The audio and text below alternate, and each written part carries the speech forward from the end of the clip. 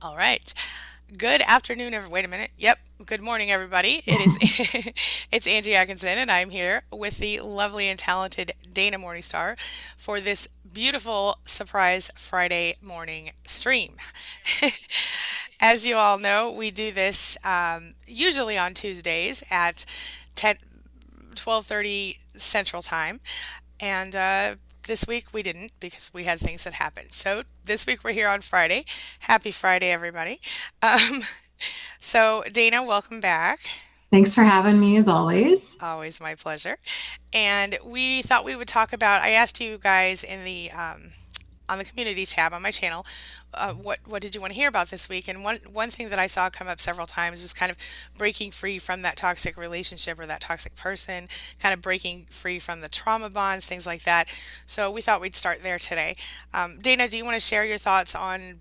Do you want to start us off, or do you want me to start us off on trauma Um, bonds? And you know what? Why don't you go for it, and I'm gonna go get onto your channel and okay, catch up in the chat.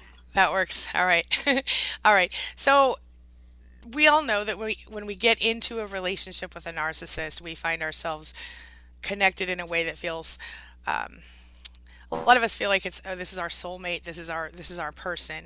And as we kind of go through the relationship and it becomes toxic and we start to be damaged by it. Did somebody else just come into the stream? We start to be damaged by it. Then we also find ourselves, I just heard oh, that was weird. Okay.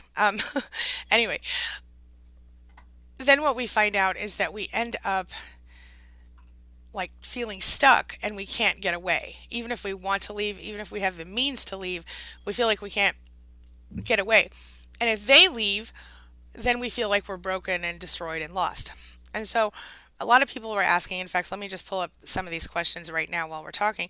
Um, one person said, breaking the trauma bond was something they were interested in hearing about. This was Sad Panda. And Sad Panda says, when you've learned about narcissistic personality disorder and all of their mind games, but your brain is still stuck in trauma mode. Like you understand cognitively what's going on, but your mind just keeps trying to rationalize everything, and you still wonder if you're really the crazy one despite finding validation. And I think that's exactly what a lot of us feel like when we're in that moment. And then Victorious Bella added advice on not taking the narcissist personal, which I think kind of ties in. It all kind of ties in with that. So yeah, I think number one, I would say the first thing that you have to do is think about it from that logical cognitive standpoint if you're looking to start to heal. For me, I had to start thinking, I think we've talked about this 1,000 times. I'm going to talk about it one more time. I had to start looking at people and going, okay, so this person is displaying this identifiable behavior. So this is gaslighting, or this is projection, or this is whatever it is. And somehow that began to take the sting out of it for me. But I think once we are able to identify the behaviors, then we have to figure out a way to connect our emotions to the new understanding of the new intellectual understanding of what we're dealing with. Because up to the point that we figure out, okay, this person's toxic, this person might be a narcissist or whatever, we're kind of in the dark and we're treating them or thinking of them as like every other person, but they're not. And so I think it starts there. And I think self love or self acceptance has to be there. So you have to get to the point where you start to not only unconditionally accept yourself, but also recognize your value and your worth and realize that this person isn't recognizing that in the way that they're treating you, and recognizing all the things that we're doing for them or that we did for them and how little they actually did for us that was positive. And even those things, like some people will say, well, they paid for everything, or they gave me a home, or they took me away from my toxic family, and those things are great. But if they made that home toxic and painful to live in, you know, it's not so great. Dana, Yeah, I'd love you to jump in on this whenever you're ready. sure. Well, I think maybe let's talk a little bit about trauma bonds and kind of what they are and how they're formed. Yes, good point. Start there. So, okay. So, I hear an echo. Am I Oh, muted on your end? no, but I think I can fix it. Hold on. Okay. How's that? Is that better? La I la think la la. that's, I think that's, yeah, perfect. Okay. Okay. Okay. Um, so what makes for a trauma bond is it's the low times and then the relief of the high times. Okay. And so this is caused by what's known as intermittent reinforcement.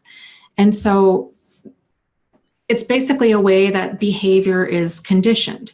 So for example, when a person is in an environment where there's continuous reinforcement, it's predictable. So for example, if you grow up in a home and it's made clear, okay, bedtime is at 10 o'clock, curfew is, I don't know, 1 a.m. If you're a teenager, I don't know. We leave for school at 7:10 in the morning. Things are predictable. In that kind of environment, a person obviously knows what to expect and they can relax. There's not highs and lows associated with that. If there is punishment, a person knows why. If you get grounded, it's because I came home after curfew or this. When things are not predictable, so using that same example, if sometimes you come home, your teenager waltzes in at 3 a.m. and sometimes they get grounded and then sometimes they don't. And in like an abusive relationship, sometimes you act a certain way and things are fine, but then other times you might get the silent treatment, or they might start raging at you, or they just up and break up with you. There's always this level of uncertainty there. But then there's that relief that comes. So again, in an abusive relationship, so let's say, for example, you're out at dinner and you bring up something about, I don't know, totally not even an issue. The waiter smiles at you, right? And then you get punished for that. And then now you're terrified your partner accuses you of flirting with other men. But the next time that happens, they don't say anything. Right. Or I don't know, that's probably not the best example, but something along those lines. It's just not predictable. There's that relief of, okay, everything's fine. So go ahead. No, I just wanted to add, and I think on the flip side of that, what I've experienced is this something similar to that, where I think we can all relate to is that, they're horrible to us, and then one day they do something really sweet. They bring us flowers, or they suddenly recognize our career achievement for once in their lives, or whatever, and then the next day they're back to the usual thing. And it's those little spots of sweetness that keep us going, right? It's kind of like Absolutely. right? Like the first time a drug addict tries a drug and they get that crazy high, Mm-hmm. and then the next time what I understand is that they keep chasing that same original high, but they never get it. And it's kind of like how they keep us connected with that trauma bond, because each time they give us a little bit of sweetness, we remember the original sweetness that we're trying to get to. So we're always chasing that carrot. And I think that's really a lot of the intermittent reinforcement part that kept me attached, what I mean, was not so much the moments of ugliness and then the quiet, but the moments of sweetness that came in between all the ugliness. You know what I mean? Yes, absolutely. Yeah. And that's when people mistake those moments of sweetness as, oh, things have finally turned a corner. Yes. Right? Like I finally got through to them, or our relation, whatever issue they might really do love me, or whatever. Really do love me. Yes, exactly. Mm-hmm. And so then the person doubles up or triples up their effort to try to keep that relationship stable and solid and predictable. And so what you were saying, the lows and highs of all of that, there's a chemical reaction that's going on. So when we hit those lows, it's a lot of cortisol, which is a stress hormone. You have a lot of adrenaline. It's a fear-based reaction of, oh no, right? This relationship's going to end, or this person doesn't care. But then let's say they give you the silent treatment. Oh no. Oh my gosh. And then now we're feeling this like unhinged neediness of, this is why there's that addictive feeling of, I need them. I'm willing to do whatever to get this person to reopen contact with me and let me know that basically that this relationship can continue. And then if they do call or they do text or something, then it's this rush of dopamine, which is that chasing that high of, oh, thank goodness they're actually going to be there. You can see this with children too. And this is one of the difficulties that a lot of parents have, and why children tend to lash out with the more stable parent, but then gloss over all the problematic things with the unpredictable parent. So for example, let's say your child has a piano recital and your ex says, at first they said, oh, I'm going to be there, I'm going to be there. And then the night of, they say, you know what, I can't make it. And what, your child is now feeling totally deflated and just unloved and unimportant. But then during the recital, your ex shows up and they're in the middle row and your child sees them. Now they're on this complete high of, oh my gosh, they really do love me. And it's that emotional roller coaster versus the other parent who was like, yes, the recital's at 8. I'll be there at 8. I'll be front and center. Because they can rely on that. It's just Excellent point. It's chasing this. And so once we can see that this is what it is, that unhinged neediness, and what's so sad about that is it's so intense, we can mistake it for love. Like, I'll never feel this way again. I can't get this person off my mind. I'm addicted to them. I crave them. Yes. That's why it's that intermittent reinforcement, and it's that trauma bond that's present. Because there's two types of bonds. There's a healthy bond, which is based on respect and dignity and consistency and all of that. And then there's trauma bonds, which is based on unpredictability and chaos and an emotional roller coaster. Yeah. And like you kind of touched on earlier, it affects our brain in fact, the same part of our brain that a drug affects. So we are literally addicted to their craziness and their inconsistencies, as Dana explained because of the intermittent reinforcement thing. But yeah, it's ugly, y'all. It's ugly. Yeah. And I can see here in the chat people talking about it. First of all, hello, Arlene. Welcome. I'm glad you caught us live. Hi, Ruby and Sunny and Deborah. Okay. Hi, Jackie and Heidi. Sunny says, please tell me how I can just let go. My head knows, but my heart keeps clinging to him. And Heidi says, I just feel not loved. Sunny says, I feel so rejected. Hi, Magenta. And, I see rejected, discarded. Lots of this in the chat today. Vegans RN says this trauma bond was really hard to accept, and it actually had a hold on me. And here we have Heidi talking about she's got children with this person. Rhonda's saying, how do you get the narcissist to stop trying to contact you, which also kind of connects to the trauma bonding.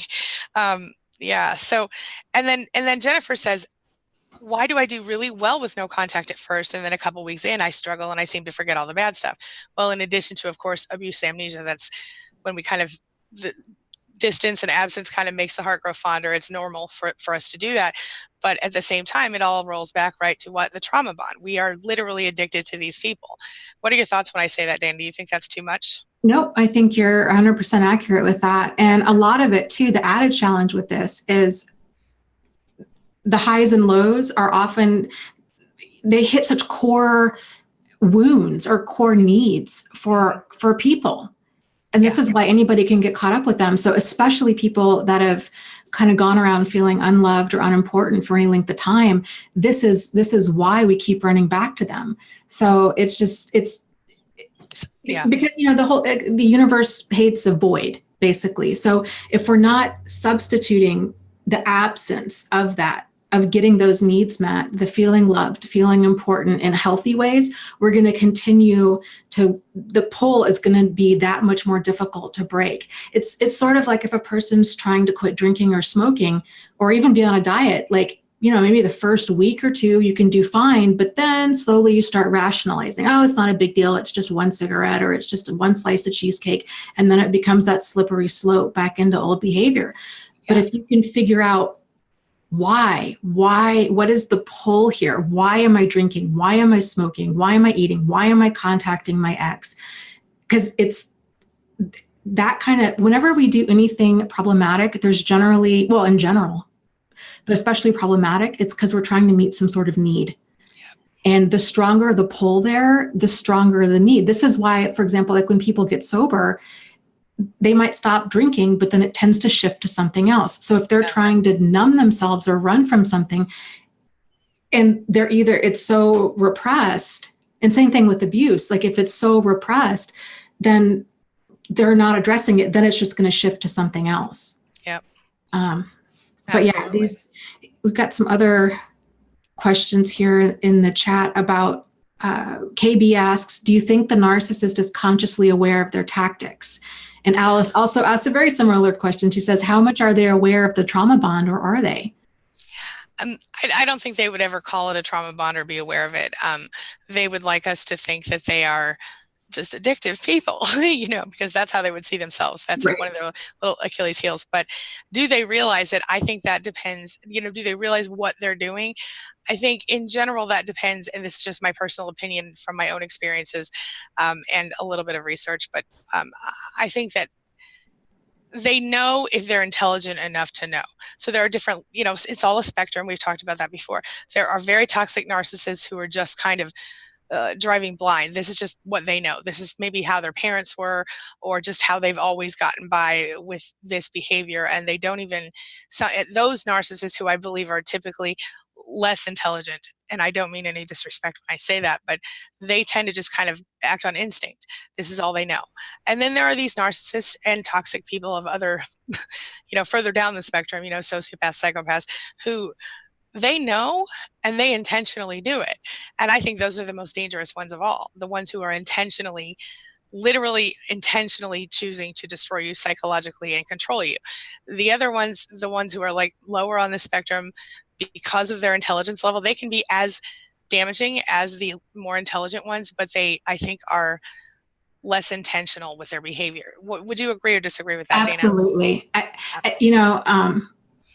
I think the percentage of them that are actually self-aware enough to kind of sit there and be like, yeah, I'm going to kind of run hot and cold like this and get her or him to scramble after me. I think that's a small percentage of people. This technique is so effective with hooking people, that this is one of the techniques taught in the whole like pickup artist community, with how to get a girl to fall in love with you, kind of a thing. So it's not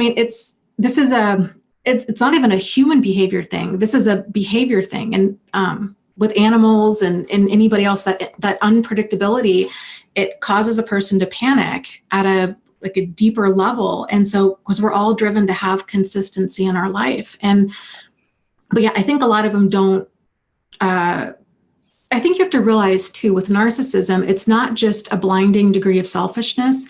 It's a pathological way of relating to other people and understanding themselves. And so whenever you're seeing all of this dramatic, erratic, and emotional behavior, this is their pathology in action. Yes. So this whole, narcissists, they don't bond to other people. Right. They just don't. It's sort of like if a person works at a slaughterhouse, they don't bond to the animals there. Great example. But they might go home and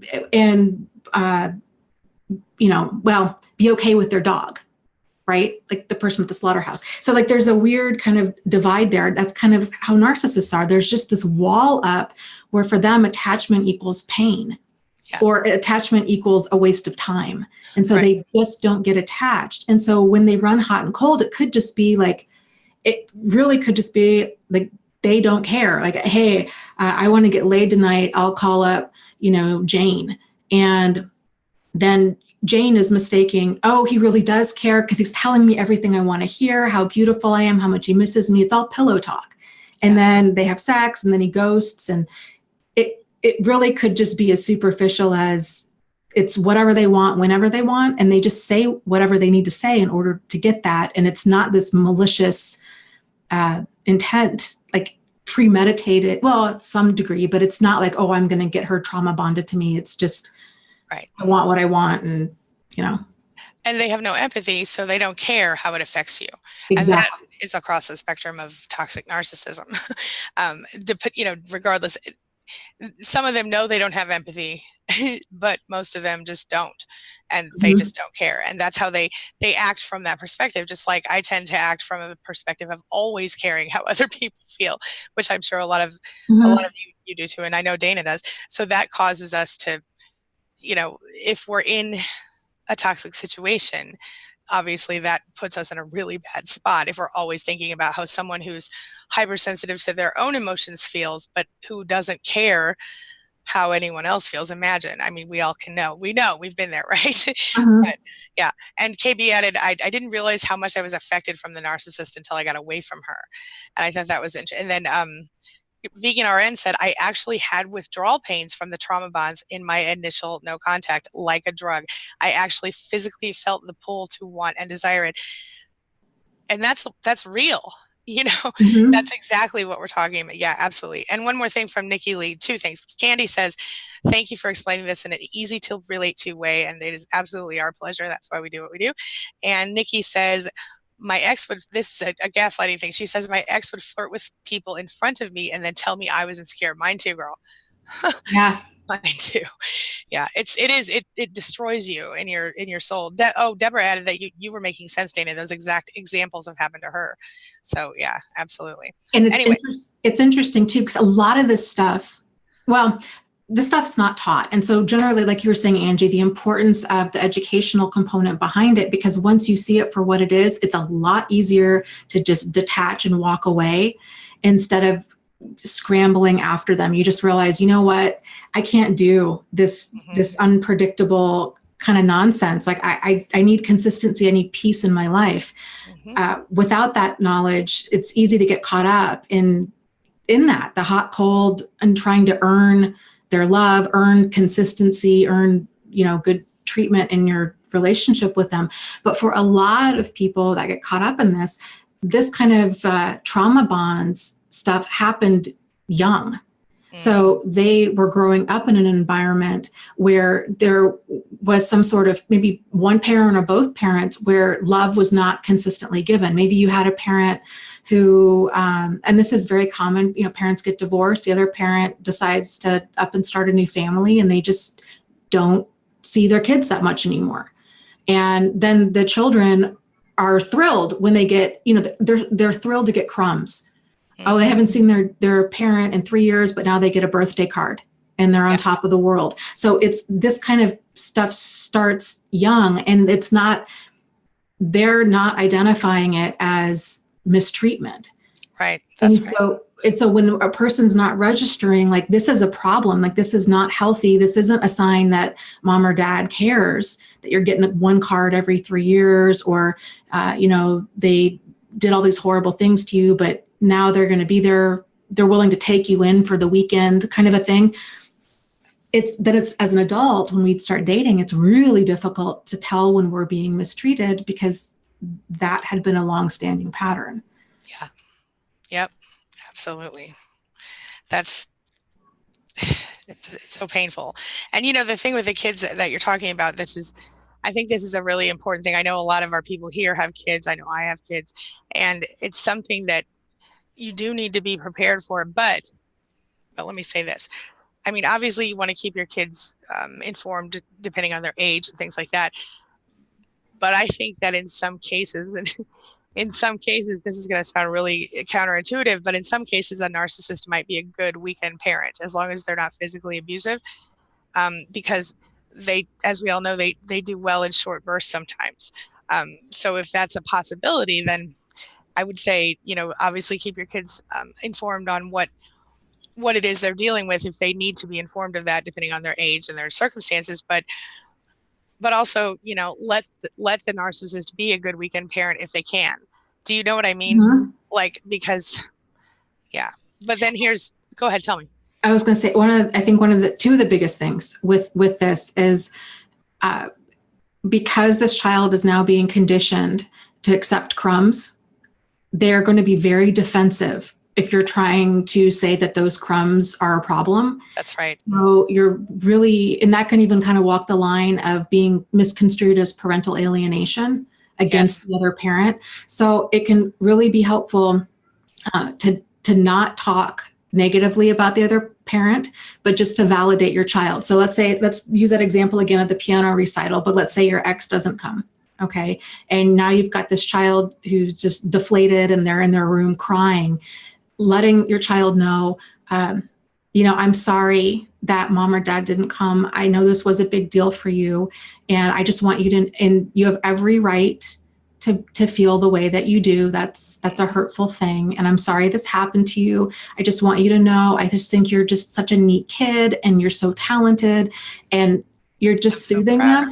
I'm so proud of you, but you're not talking about your ex, but you're validating them. Because what a lot of parents, what a lot of people, I think in general, especially parents try to do is they will, and other family members too, they will say, oh, you know what, I bet mom or dad just got busy, but you know what, they still really love you.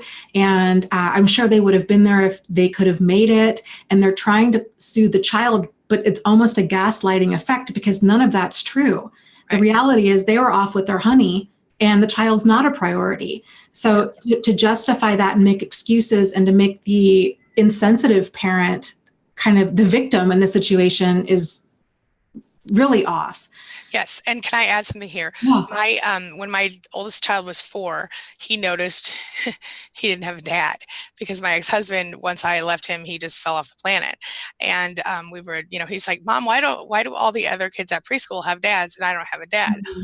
Obviously, I was a little bit saddened by this. I mean, emotionally destroyed, if I'm being honest. Yeah. But I went to a therapist and just about that one issue, I was like, well, what do I tell my kid? How do I deal with this? And he said, you tell him the truth, you validate him, and then you remind him you're always going to be there. Yes. You'll always have his back. And so that's exactly what I did. It was horrible. And I cried and he cried and it was terrible. But, he's almost 22 today and he still knows I've always got his back. You know what I'm saying? So it's a fine line you have to walk, and it's certainly not, you never want to have to say to your child anything. I was told to tell my child he had the right to see, because in this case, he was just not showing up at all. And so I said to him, according to the therapist, which was true, he does have the right to see, but he's got his own issues and for whatever reason chooses not to be here with you. And as a result of that, that's why he's not around. However, with that being said, mom's always going to be here. I got your back, whatever. And I mean, a lot more than that, but in every situation, it's a little different. But I just wanted to bring that up because it was a therapist who told me that, and it was an effective strategy at that time for me. So.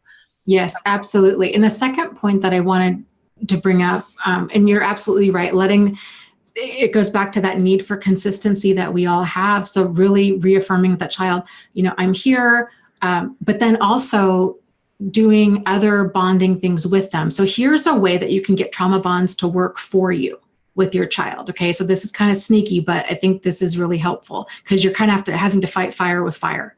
So there is some, I think, intention that needs, I think you just got to realize what you're up against and that there's a chemical thing going on, and talking logically to your child is great to a point, but then there's also behavioral things that we need to do. And so, for example, so we were just talking about trauma bonds being forged through the highs and lows, the predictability, unpredictability is basically what it is.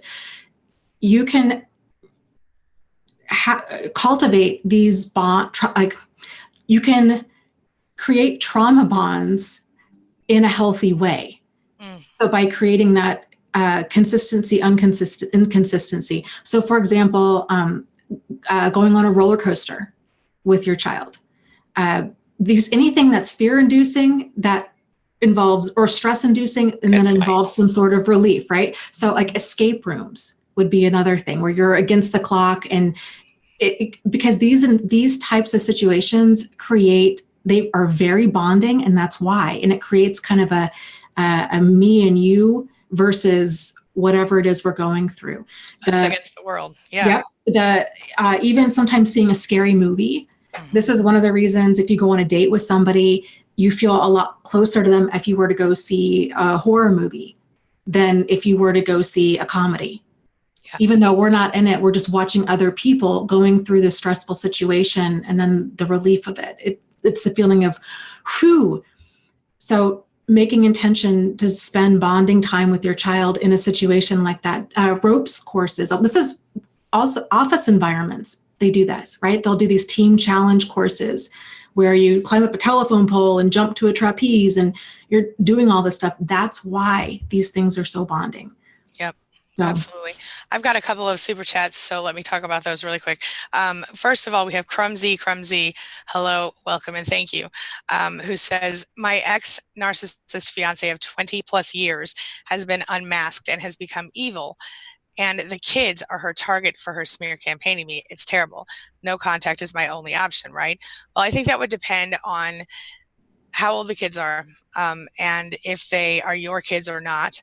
Um, and what their attitude is about the smear campaign. But for her, assuming the children are adults or otherwise, or they're yours or hers, I would say I need a little more information about that. But either way, I would say no contact with her unless you have to share the children with her. mhm. Yes, no contact or low contact. When it comes to a smear campaign, my advice is always this. You look at the people in the face, you look them in their eyes, and you say, if you know me, you know it didn't go that way. Or if you know me, you know I didn't do those things. And then if they, unfortunately, if it's your kids, it's a lot harder to walk away from them. But if they don't at least give you the benefit of the doubt, then I would mentally and emotionally step back from those people one or two steps and give yourself a little space to think about it. And when this blows over, then look back and see if they were not your kids. I would look back and decide if I wanted those people in my life. If they are your kids, then you have to decide from there. Adult children, we can't control them, and we can't, there are some unfortunate situations where they become toxic as well, and we do have to go no contact. It just depends on their ability, how long they've dealt with a narcissist and how affected they have become. Are they also narcissistic? Those are things to think about. If you can give me an update, that would be interesting. But Dana, do you want to tap in on this one before we get the next one? No, I think you covered it, but I do have a question from Miss Markle, who was asking about the kind of intentionally manufacturing these quote unquote trauma bonds with children. That sounds terrible. I completely understand, but that's a good point. It's more in the context of fun stuff, just like understanding the psychology behind why certain things are bonding. But Miss Markle asks, well, isn't this manipulative? The way I look at it is what is the intention there, and who benefits? So it's for the child's best interest. It's also for your best interest, but it's bonding in a healthy way. There is no, it's for kind of the greater good. It's not for trying to get power and control over somebody or to misuse them or abuse them, kind of a thing. It's just to kind of keep it filed in the back of your mind that if you're dealing with a person with pathological behavior, there's things that you're going to have to do intentionally to counteract that. So, and I think on top of that, I just want to throw this in here. It might have sounded like Dana was saying, okay, manipulate your child this way, but that's not, she was pointing, like you said, Dana, pointing out the psychology of it. But anytime you want to bond with your child, I mean, first of all, your child knows that an escape room, you're not really locking your child in a room they can't get out of. If they need to get out, I'm sure there's a safety door or whatever. And it's the same thing with the roller coaster. I mean, 99.9% of the time, they're totally safe. So even though it feels exciting and dangerous, it's not. And your child knows that going in. You know what I'm saying? It's not really dangerous technically. So I think that's the point too. Yeah.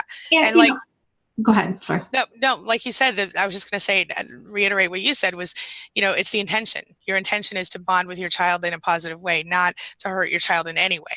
Like if your child was scared of the roller coaster, you would not put your child on the roller coaster. You know what I mean? So go ahead, Dana. That's exactly what I was going to say. So it's kind of just taking the temperature to make sure that your intention, that you're getting the desired outcome that matches up with your intention. So yes, if you do have a 6-year-old and you're like, hey, you know what, boy, I think this would be really great to go through a haunted house. And then, for the next, even that just one night, your child's terrified and they're having nightmares. Okay, you know what, maybe that was not the best thing to do. So not doing that again. Read the room. Yeah. Okay, this is not, the plan backfired. So let's do stuff that's like age appropriate, making sure age appropriate. And like Angie, that was probably a better example with the roller coaster. It's little kids, especially, you just don't know sometimes what they're going to find traumatic. And so, it could be like, oh, this is going to be so fun. We're just going to go on the whirly cups or whatever. And if they're crying or whatever, okay, then no, we need to back up and try something roller coaster. Right. Yeah. Absolutely. Yeah. And that's a good point. And again, I can promise you, I think I know Dana well enough to say that she would not manipulate a child ever in a negative way. So, Absolutely not. Yes. right, right. Okay. Angela Falsetta, my number one. Hello. She was my very first channel member, and she just she gave us a $20 super chat. Thank you. She says, Angie, my number one. I made it. Hi, Dana. So glad to see you. Here for you too. So grateful for you. Thank you, Angela. Big hugs and love to you, my friend. All right. I wanted to make sure I shouted her out because she was so sweet to do that for us. Okay. There was a question earlier on in the chat and I lost it, but it's kind of along the lines of trauma bonds and I think worth addressing. Okay. About children acting out when they get back, especially when they get back from visitation with, common. Yes, very common, right? From a problematic parent. And I think it's important for us as adults to realize that children don't have the vocabulary. I mean, look, I didn't either until I was about 40, right? for like the most of this stuff. So children really don't have it. Yeah. And, and they're torn because it's their parent. And so I think it's important to realize if they're still doing all of this hot, cold, push, pull kind of stuff with your child, it's still abusive. And so just because we were in an abusive, a lot of times adults think, well, I was in an abusive relationship with them, but they don't realize that their children are too. Right. And so a lot of the trauma response with children is acting out. Yeah. So because they're comfortable with you and they know you'll still love them even when they act out partially. And they just don't know how to express their pain and they don't know what's going on. They just know that they're miserable. Like stuff's, maybe other parents saying stuff or they're promising stuff and not delivering. And it's just all of this kind of thing. So I would strongly encourage with children like that are traumatized or that have witnessed a lot of yelling, verbal abuse, physical abuse of any kind, to first and foremost, to really establish that your home is a safe place and that you love them unconditionally. Mm-hmm. Yeah. Because any type of boundaries that you start setting and discipline is only going to be interpreted as further abuse to them and that nobody understands. Right. And it's just going to create more of a wedge. Right. So validating their feelings.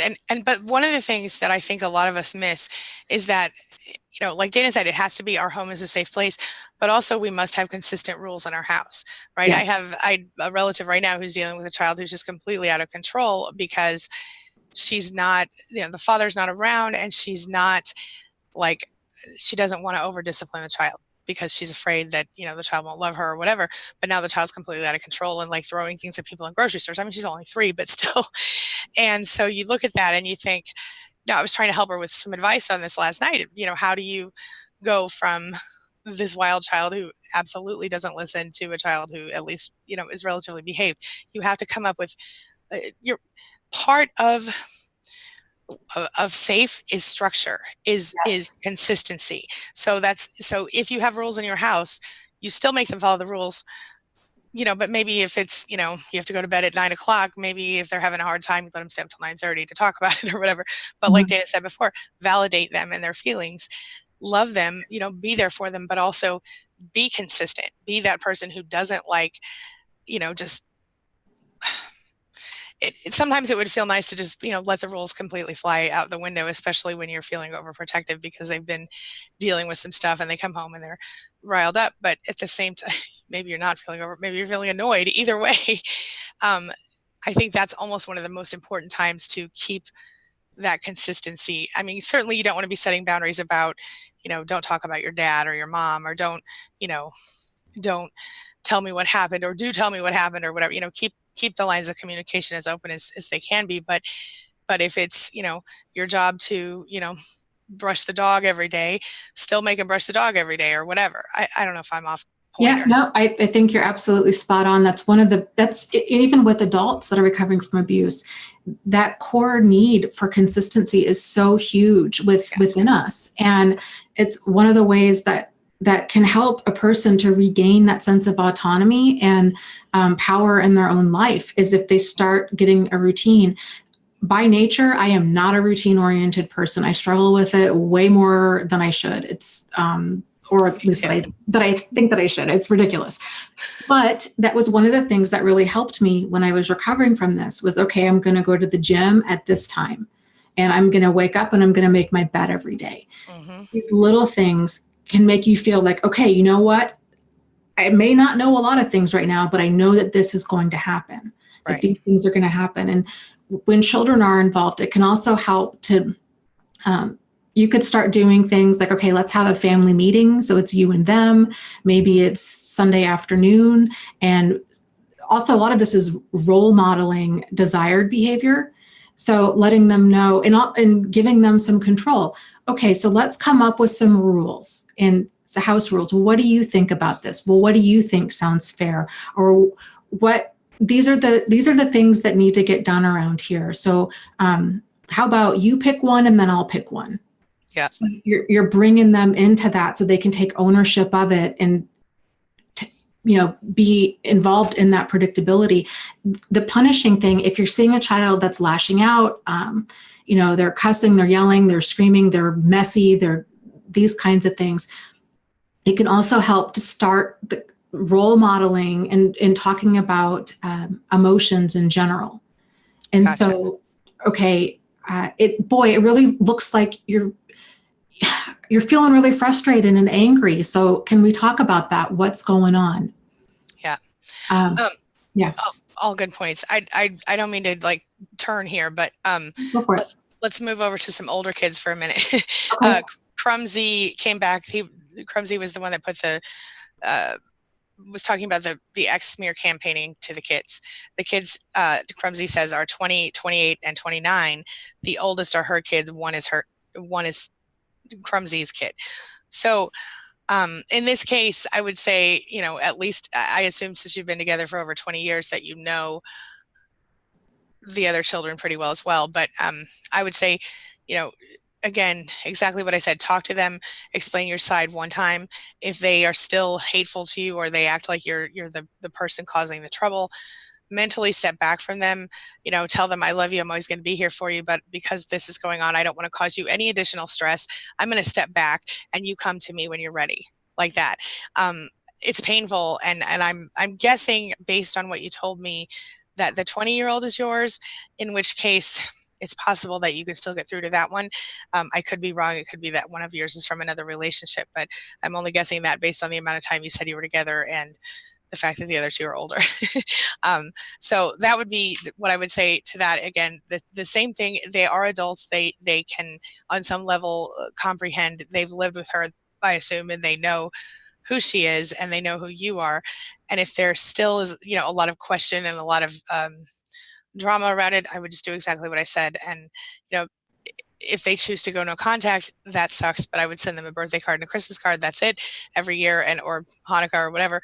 And just every time the same thing. I love you. I'm always here for you. Reach out if you want me or you need me. End of discussion, and go from there. And that's it's not easy. It's certainly not easy, but if you over protest, like, the lady doth protest too much, methinks. I'm quoting Shakespeare and stuff, but seriously, if you over explain yourself or you try too hard, it's just going to push them further back. And really, they shouldn't be in the middle of it anyway. And you might even mention that to them, this is really not about you. This is something between your mother and I, or she and I, and we need to work through this. And I'm sorry she drug you into it. Like that. That's the most I would say. Certainly validate any feelings they have. But again, these are adults. These are not little children. So you don't really owe them. I mean, you owe them an explanation if you want to give it to them, but I understand that you're being smear campaigned, which to me means that what is being said is either not true or being twisted into something that isn't true. So that would be, any thoughts to add to that, Dana? So what's the situation? There's three kids that are in their 20s. 3 adult kids in their 20s. One of them belongs to Crumsy, and I'm not sure if it's a shared child or a separate child, and the other 2 belong to just her. The wife who's doing the smear campaigning, and she's smear campaigning to the children because obviously she wants them on her side during whatever they're going through. So he wasn't sure how to get through that. So that's what that was. Yeah. Okay. Oh, and another comment from Crumsy. You are right, Angie. I'm closest to my 20-year-old, and I will state my case once. Great advice. Talk to you soon. Okay. Anything to add to that, Dana? Thank you. Yeah. Yeah.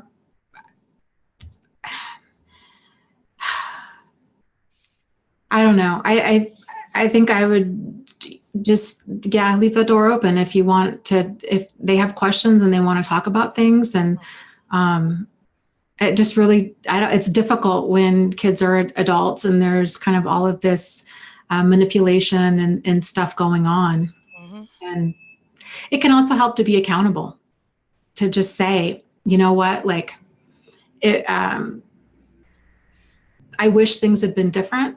I wish, I'm sorry that you guys had to live in an environment like that. And I'm sorry that you're here in the middle like that. That's not my wish for you. Um, I get you sound, you know, you're hurt and you're angry by all of this. And I don't blame you. This is confusing and it's upsetting. Hmm. And, you know, if I could take back a lot of things, I definitely would. And just let them just, validation is just so helpful in this situation. Yeah, validation is is necessary. I want to just tack on this one more thing that therapist said to me when I was talking to him about my 4-year-old, and that was to do not put too much blame on yourself, even though these are adults and they're not going to necessarily as easily be Mm-hmm. turned.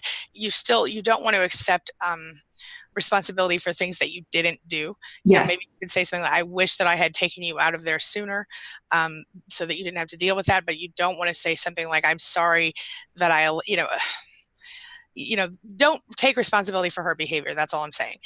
Take responsibility for your part if you did have a part in it, but don't accept responsibility for the abuse that she put on them. Do you understand what I mean? Mm-hmm. Kind of. Absolutely. Yeah. Right on. Okay. I saw something. It was from, let me see if I can find it again. I saw it. There it was, from Lori and Hibbs. A, a, a, uh, Live a stream. super chat. Yeah. Yeah.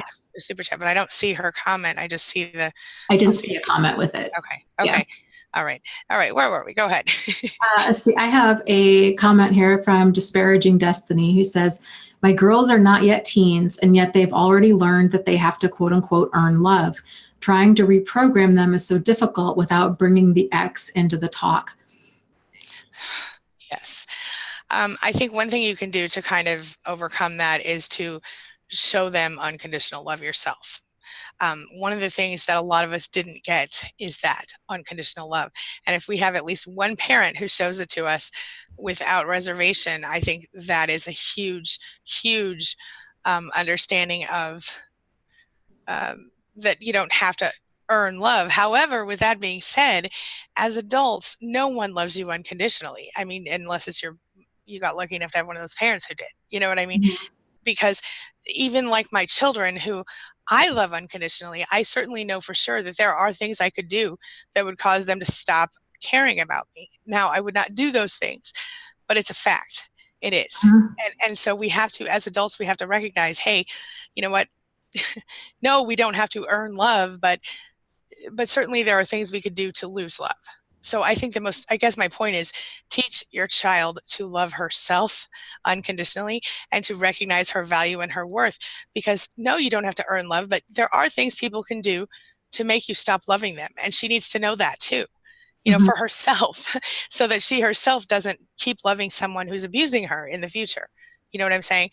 And at the same time, so that she herself does not become toxic and expect people to love her when she's horrible. Not that she's horrible, but if she, Mhm. if she would become that. And I know that's harsh to say, especially if she's a little child. And I know you said she was not a teen yet, but that is legitimate. It's about treating yourself with love and respect and others with love and respect, the golden rule, that kind of thing, karma, whatever you want to name it, it's all the same. Treat other Mhm. people like you want to be treated. And, and as her mother, love her unconditionally, show her that it's possible by being your beautiful, amazing self. Love her for who she is. Love her unconditionally, even when she messes up. And maybe she won't, but my kids have all messed up a little bit, one really badly, and I still managed to love them through it. And that was a huge deal for me. but I'm not trying to, I'm just saying my point is unconditional love is hard. And the only time I've ever seen it in reality is from a relatively healthy mother to her child, or a relatively healthy father to his child.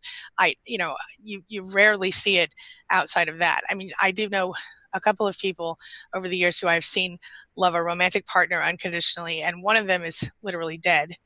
uh, and others are not necessarily in great places because you truly you cannot love an adult unconditionally. Think about the Mm-hmm. implications of that.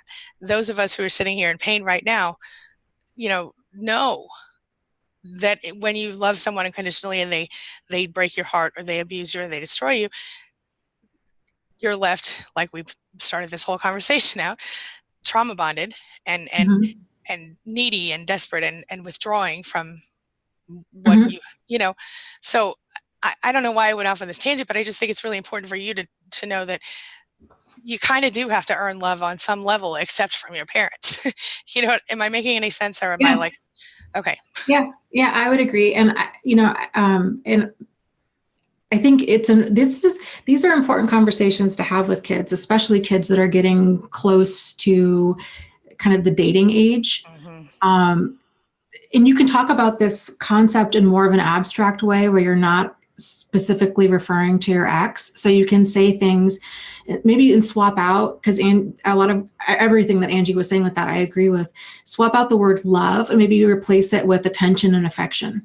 Good, good, good. So you Yes. could say, okay, and being treated appropriately. And so maybe have that discussion about, okay, what is, being treated appropriately, what is not. Um, if you have a boy, I would talk about it in terms of dating or also with friends. Mm. If a person's always canceling on you, if they're doing, they're mean to you, they're calling you names, they're putting you down, but then the next day they're nice to you, this kind of stuff, it's important to see that as that's issues with them. That doesn't mean, it's not a sign that there's something unlovable about you. Right, right. And just start talking about kind of the differences between healthy relationships and toxic relationships. Yeah. Um, yeah. Oh, good. Yep. Angela Falsetta says, I have an older grown child. Is she part narcissist? Yes. My narcissist family groomed her that way. What a catch-22. I'm doing my best trying to make a healthier relationship with my daughter. And that's all you can do. I mean, we've kind of talked about that a lot in this session today, and you're on the right path. I mean, I know it's painful.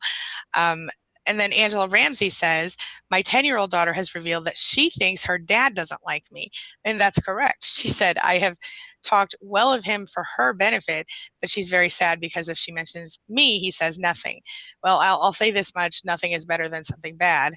And with that being said, I would just say to her, look, you know what, at one point your dad and I were in love and everything was great, and then we don't get along anymore, but we both still love you, or I still love you, if you don't want to give him any credit. I don't know that you should talk well of him for her, except for maybe if she asks specific questions about, well, what did dad do this when he was a kid, or if or whatever. But I don't think you have to overly raise him up. But I do think, like we talked about earlier, like Dana was mentioning, you don't want to necessarily tear him down either. So but I would just explain to her, it's okay if dad doesn't like me. We both love you, and that's what Mm-hmm. we're both concerned about you, and that's why we're still just keep it as simple as 10 years old, though. I have an 11-year-old in the other room right now, and she's a girl, and also one of my only girl, and I do notice that girls seem to be more aware earlier. So she's probably far more aware than he knows. I'm sure you're aware because you're her mom and you're with her more often, but they are not always, but very often emotionally intelligent at that age. Girls, especially, boys too, some boys, but not all boys. So my oldest was less so, and my middle son, he's a total empath. So it just depends on the kid, I think.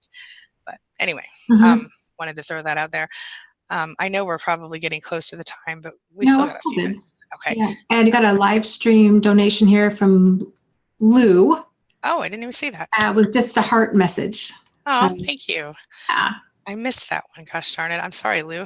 I'm trying to keep my eye on all the things as they're rolling through. All right, let's see here.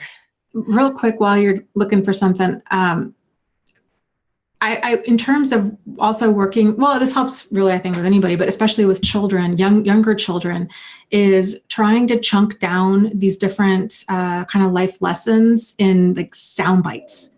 So just keeping them as simple as possible so they understand. Because again, this stuff's not really taught, and it's very easy to be confused. So if you do have a child that's being, really off the chain and just, yelling, cussing, throwing things, doing kind of stuff, to continue to pull them aside and to just make this kind of the new house rule that you also have to abide by, because a lot of it's just role modeling desired behavior, but then letting them know, okay, what is the house rule? House rule is it's okay for us to get upset. It's okay for us to get angry and frustrated, but it's not okay for us to take it out on other people. So let's come up with some other ways that we can show that we're angry and upset. And if they're young kids, it can be great. Write out a list. Okay, I could go to my room and shut the door and yell. I could go to my room and hit a pillow. I could talk to you about things. I could write them down. I could go run around the block. I could call a friend, and just having them start brainstorming. And so the next time this happens and they start getting all flustered and upset, because a lot of this is like people don't know how to handle anger. It's turning on a fire hose and they're like, oh, it just comes out. So redirecting them. Okay, remember that list we came up with? How can you handle this right now? Yep. And I suggest you handwrite that list and put it on the fridge. Yeah. Seriously. Yeah. It's a great idea, Dana. Great idea. And you can also, back to them, this is a team thing. This is a family. We're working together on this. So these rules are not one-sided. Yeah, you can all do those things. Yes, right. And so if you're struggling with this too, letting them know this rule applies to me too, and then being accountable. So if you say something and it slips up or they overhear you or whatever, owning that and saying, you know what, you're right. That was not okay for me to do. I should have handled it differently. How else could I have handled this? Let's come up with some ways. And then making a concerted effort to role model that appropriate behavior next time. Yep, absolutely. I totally agree 100%. I have some really great comments I want to share with you guys. Linnell says, we all wake up when we are able to learn and move on through this class. Graduate people, learn and move on. I love that. Another thing, Lou Baker says, it's so draining once a year Hoover, but this time I've gray rocked it. Here's 10 for you. Not just 5. Awesome, Lou. That's amazing. Congratulations. And Ms. Markle adds, spouses come and go, but children are forever. 100% with you. And then this is the one that I wanted to read. Nicole Angelina, hello, I missed you. She has been around the Spanily for a long time, and I used to do, as you guys know, a lot more live streams. I don't do them as many anymore. But Nicole Angelina always had great stuff to say, and she's got a good one here. She says, guilt, shame, and fear are the lower vibration. There are no time machines. Forgive ourselves for what we did not know and grow.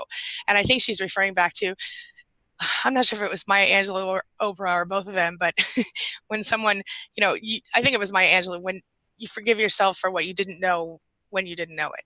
You know what I mean? And I just love that. Thank you for that, Nicole. Anyway, sorry, you got another one for us? I'm still scrolling through. Oh, I got it. Pursue Happiness says, reinforce what you're talking about with the kids by telling them, I love you so deeply, but I don't love the behavior you choose to do. When you do have to kind of discipline them when they're acting out. I think that's a really, really important thing. Yeah. Because this is another thing I want to just throw in here. As a lot of you know, narcissists, they don't have object constancy where they can't love you and be angry at you at the same time. And this also unfortunately applies to children. So for a healthier parent to say, I love you, but I don't love what you're doing, and we're going to have to deal with that, is better. It's a good thing because it shows them, quite honestly, the opposite of, it shows them that you do have object constancy, that you can love them and be angry at the same time. You know what I mean? Yes. Or frustrated or whatever. Yeah, good point, good point. I think that's a very important point, especially when in talking in terms of behavior with the child, of it's okay, you can still be angry, you have every right to be angry. If something makes you angry, it makes you angry. But we still need to be able to be respectful to other people when we feel this. So and I like what you had said too, Angie, about separating the behavior from the child. So I still love you, but I don't like it when it's hurtful, when you call me names or when you are screaming. So I don't love it when you're being intimidating like that. I still love you, but we need to work on this. And, Yeah. you know, Yep.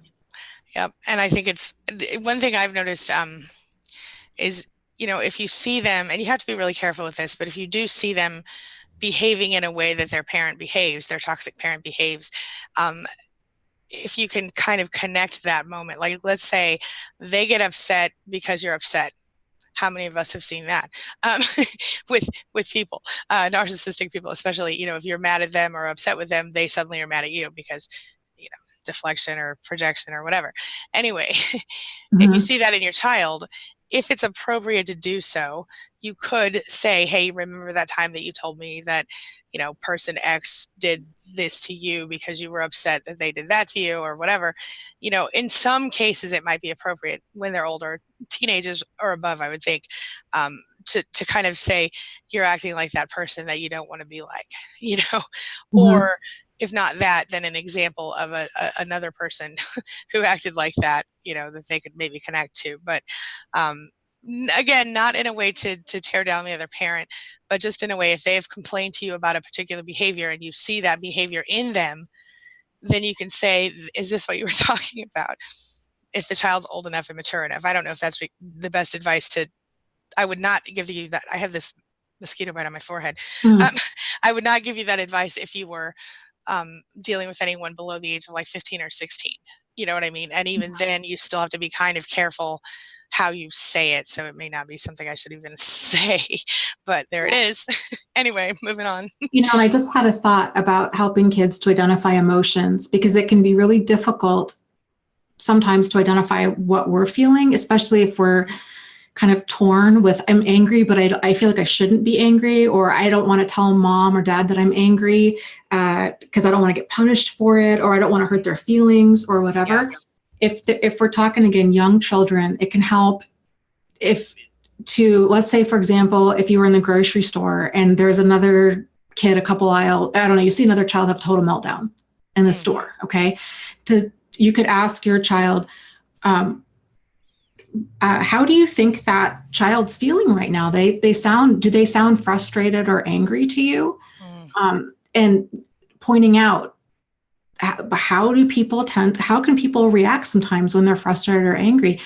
What are some things that what are some other ways that child could have been frustrated? So they said their parent wasn't going to buy them their favorite cereal and they're having a meltdown. Mm. What do you think happened right there?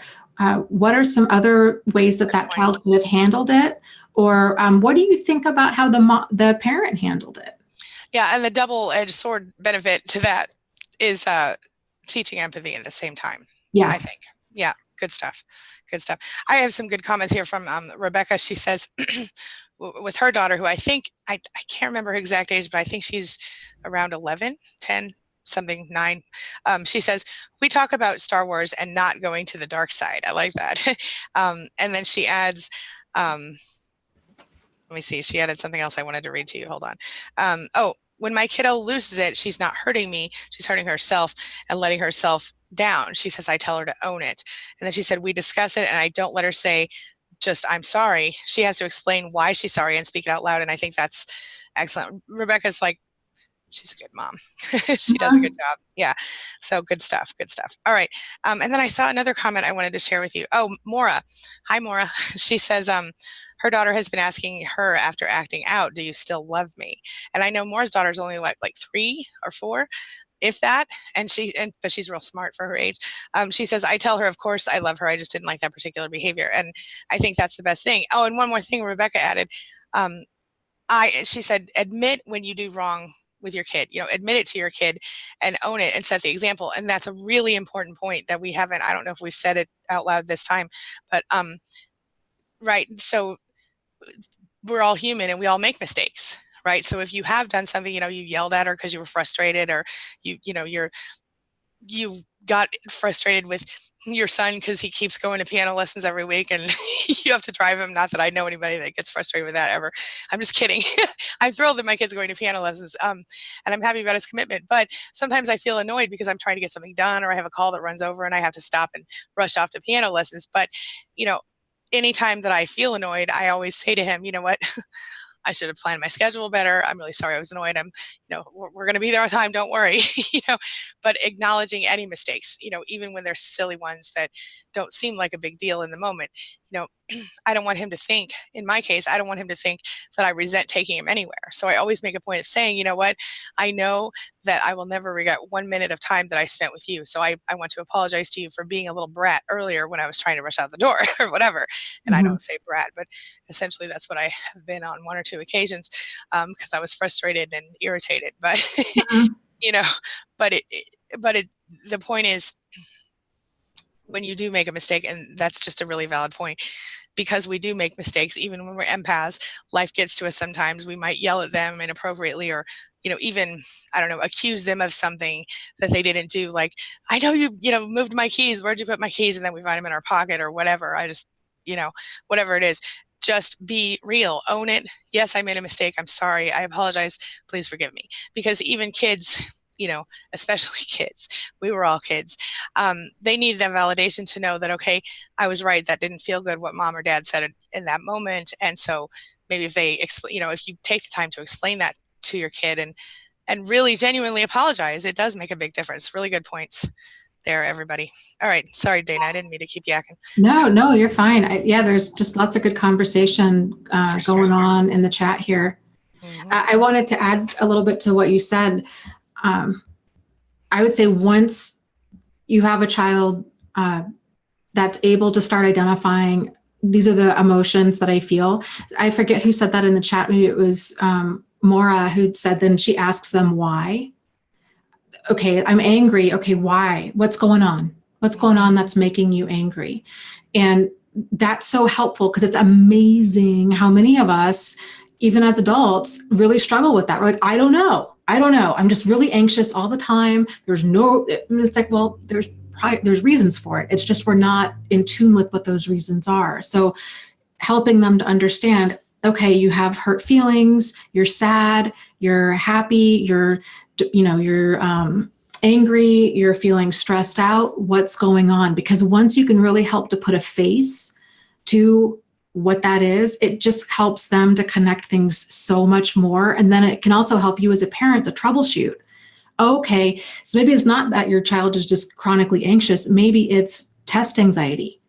So, okay, so if we know, okay, they've got a test this day and they don't do well in spelling tests, okay, maybe we can get the spelling list a little bit earlier. We can start going through, 5 words a night. There's things that we can do to help alleviate that, instead of just being like, I don't know, I'm just stressed all the time and I don't know why. Yeah, yeah. And that's a good point. It is a good point. But, I think on that same token, if say you're in the middle of a divorce and your kid's in the middle of it too, I think it's okay to say, I'm really sorry, I'm stressed out. But again, also to, like Dana was talking about earlier, I mean, obviously maybe don't take them on the roller coaster, but if it's not appropriate for them, but this can also be a time that you can, kind of have your kids back and explain to them your emotions, because a lot of times, look, here's a good example. My husband, his mother, she, when he was 12, his mother was driving, or his father was driving their family home from his mother's funeral. And then he had a heart attack in the car and died on the way home so her husband died on the way home from her mother's funeral. Okay. I cannot even imagine. Oh my gosh. That was the strongest woman I ever met in my entire life. And she told me, later, I wasn't there, obviously, I didn't know him when he was 12, but she told me the story, later. And she said to me, and I was just goosebumps even thinking about it, I said, how in the world did you survive that? And she, you should know, she adopted both of her kids, but so she was like 38 when my husband was born, and she really wanted those kids. And so in her mind, she didn't want them to be sad or think she was too sad all the time. And so she would go in the bathroom and cry in the bathtub. And she thought she was doing them a favor, but she didn't. It turned out inadvertently she made a mistake there. And the mistake was the kids thought mom wasn't upset about anything and she was so happy. And so they weren't allowed to grieve in their minds for their father. And so there was some issues that came up with that. And, again, she really did this out of love. Truly, I know this woman, and she did, but it was not the right thing to do. And that's why, and to me, that, she kind of taught me a lesson by telling me this story, because what kids need to know is that you are human. It's okay if you have to cry sometimes. And I understand not wanting to cry in front of them, but if they see you crying, just explain, you know what, mommy or daddy is a little sad right now. Or, I'm really sad that things didn't work out the way I hoped they would, but I'll be okay. Don't worry. I'm going to be okay. Here, let's color and I'm going to go in the other room for a minute or whatever. I certainly personally don't like to cry in front of people if I can avoid it, but I wouldn't necessarily hide my emotions like that Mhm. from my kids because of what my mother-in-law told me about what she went through, because she was really trying to help her kids and she did this purely out of love for them, but but they just thought they weren't supposed to grieve because she didn't. You know what I mean? Or Yep. they thought she didn't. So, yeah. So I it is think important. Go ahead. it is. To role model healthy expression of emotions, because a lot of parents will do this kind of thing, or maybe they don't fight in front of the children. But then the It's a downside fine of line. that is then children don't learn healthy conflict resolution. Right. So if you can role model these skills, and like you said, Angie, with the crying example, um, it's there's that line where it's sort of like being honest with the child, like you were saying, okay, yes, you know what, mom's real upset right now, and I'm just going through a time. I really miss grandma, Yeah. and she was such a neat lady, and it just makes me sad in my heart sometimes. And but then also letting the child know, uh, but because you're the adult and they're the child, so we're not wanting to make them responsible for making us feel better. So letting them know, but that's okay. It's okay to feel sad, and then Yeah. it'll pass. So, and then maybe also kind of um, letting them know, but I'll be fine. Like you said, I'll be fine. Um, Sometimes it's just I just need to cry, and that's okay. And then also with major events like that, our neighbor actually did something really cool the other day. We were talking to them last night. She was, I think, in part grieving the loss of her mom, but she also takes in a bunch of foster kids. And so what she did is she started this like a really nice vegetable garden. And it's a tribute garden to her mother who passed. And so she's going to put a plaque out there for her mom. And so Love we it. were talking about what a great way to role model healthy expressions of grief and to create a living tribute for somebody who's passed away. Yeah. And the lesson that for children, because again, these situations aren't taught, and we don't even start to think about it until we lose somebody significant, or I don't know, that's until we have to experience it, and that's not the time when you want to try to have to figure out how to handle these kinds of things. Good points. All good Also, points. one other point I wanted to touch on real quick too was about owning our behavior. Mm-hmm. So like the first step is acknowledging, okay, this is how I feel. This is, hey, you know what? I got upset and I yelled, and I know that's what's against house rules because we don't yell at each other in this house. We talk to each other, and that was not okay for me to do. If we're going to own it, the other big piece of the puzzle is to then stop doing it. Because if we're continually just owning our behavior and then keeping doing it, that's Mm-hmm. also kind of setting the stage for this quote unquote I would say unhealthy forgiveness, where a person hurts us, they apologize, we feel compelled to let them back in because they own their behavior. But owned behavior isn't a sincere apology. It's changed behavior is a sincere apology. Yeah. Good So point.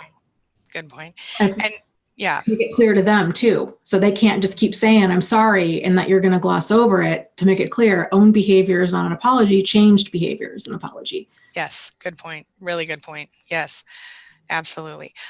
Okay, Dana, I know you have to leave in 3 minutes, so we're going to wrap up unless you have another one you want to pull out before we go. Uh, I don't see anything. Does anything hop out Uh, at you? Nope, I'm just going to give this information from Nicole because she always has these really great quotes. Okay. She says, "We received this information at the right time, and we had to be open to it.